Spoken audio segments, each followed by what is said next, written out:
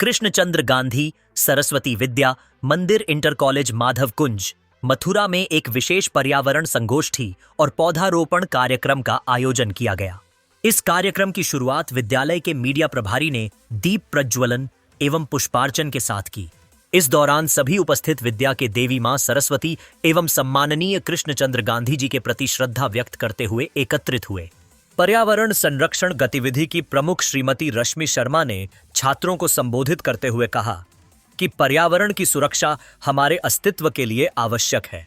उन्होंने छात्रों को जानकारी दी कि भारत सरकार द्वारा आयोजित राष्ट्रीय छात्र पर्यावरण प्रतियोगिता NSPC में भाग लेने के लिए उन्हें प्रोत्साहित किया। श्रीमती शर्मा ने बताया कि इस प्रतियोगिता के माध्यम से छात्र अपने विचार और प्रोजेक्ट्स के माध्यम से पर्यावरण संरक्षण के प्रति अपनी जागरूकता को दर्शा सकते हैं।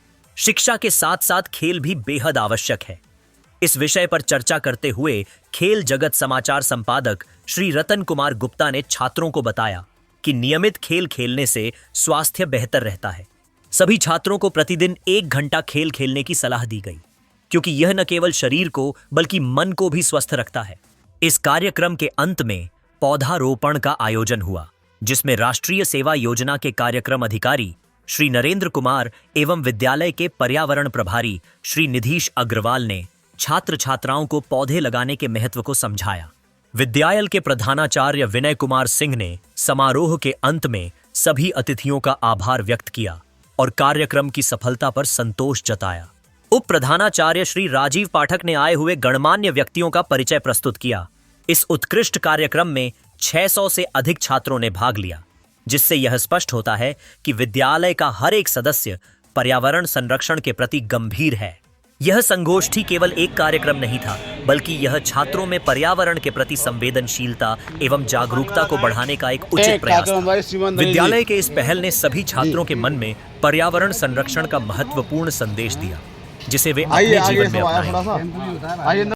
और इसीलिए आप सभी को अनुरोध किया जा रहा है कि आप इस प्रतियोगिता में अवश्य पार्टिसिपेट करें और अपना सर्टिफिकेट प्राप्त करें, ताकि आपको भविष्य में भी एक बहुत अच्छा इसका जो प्रतिफल है वो प्राप्त हो। तो मैं उम्मीद करती हूँ हर बच्चा पेड़ लगाएगा, हर बच्चा गीला कचरा और सूखा कचरा दोनों अलग करेगा, और साथ में आपको एक सेल्फी भी लेंगे। जो सेल्फी आप लेंगे वो आपकी इस प्रतियोगिता में आपके काम आएगी। तो इन्हीं सब बातों के साथ अपनी वाणी को विराम देती हूँ। जय श्री कृष्णा। गमले में ही एक वृक्ष जरूर लगाएं, चाहे एक तुलसी का पौधा ही लगाएं, लेकिन एक इस महीने में पौधा जरूर लगाएं। दूसरी बात, हम सभी देखते हैं कि हमारे यहाँ जब भगवान श्री कृष्ण ने गौ माता को विशेष रूप से, जो उनका नाम है गोपाल, क्योंकि उन्होंने गौ की रक्षा की, तो इसीलिए उन्हें गोपाल कहा जाता है। तो उन गौ माता के लिए भी हम देखते हैं कि आज गाय इधर उधर भूखी घूमती है, और वो कई बार पॉलिथीन जैसे कचरे को भी खाती है, क्योंकि भूख प्रबल होती है। आपको भी जब भूख लगती है तो आपको लगता है ना कि घर जाके मम्मी कुछ जल्दी से खाना दे दो, बोलते हो ना। और आपको जो नौकरियां, जो स्पोर्ट्स कोटे की नौकरियां निकलती हैं, उनमें भी वो प्रमाण पत्र बड़ी आपकी सहायता करेंगे। तो मैं इन शब्दों के साथ में अपनी बात को यहीं पर विराम करूंगा। पुनः पंचायती अधिकारियों का विद्यालय का बहुत अच्छी बात है। जो भी है वो मुझे बताइएगा। तो हम लोग आप लोगों को जिसने बढ़ाया जनपद का मान, खेल जगत करेगा, उनका सम्मान कार्यक्रम के अंतर्गत हम आपको सम्मान देते हैं। भैया थोड़ा सा निवेदन करूंगा, पीछे वाले थोड़ा शांत हो जाएंगे तो हो सकता है। क्या मेरी आवाज पहुंच रही है? सुन पा रहे हैं आप मुझे? बहुत बहुत धन्यवाद। मैं बात करूंगा, उससे पूर्व हमारे खिलाड़ी को मैंने बुला लिया, तभी मैं अपनी बात को प्रारंभ करूंगा। थोड़ा जल्दी आ जाए भैया, अगर आवाज सुन रहे हो तो फोकस करो।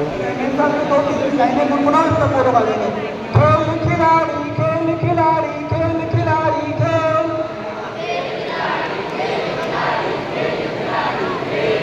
खेल खिलाड़ी, खेल खिलाड़ी, खेल खिलाड़ी,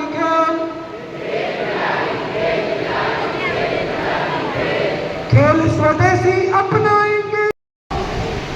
वृक्ष का दोस्त कौन है? चिड़िया, परिंदे, ये परिंदे मीत थे मेरे, बनाए घोंसले सजकर, और चाहा जिसने मुझे जैसा, दिया मैंने उसे हंसकर। वृक्ष पर जब घोंसले, एक से एक कारीगर परिंदे हैं, इतने सुंदर सुंदर घोंसले बनाते हैं जितना मनुष्य भी नहीं बना सकता। तो चाहा जिसने मुझे जैसा, दिया मैंने उसे हंसकर, और जगत को ऑक्सीजन दी कि रहा खुश मैं जहर पीकर। आपने क्या दिया? आपने क्या दिया? उसे जहर दिया। और जगत ने, वृक्ष ने क्या दिया?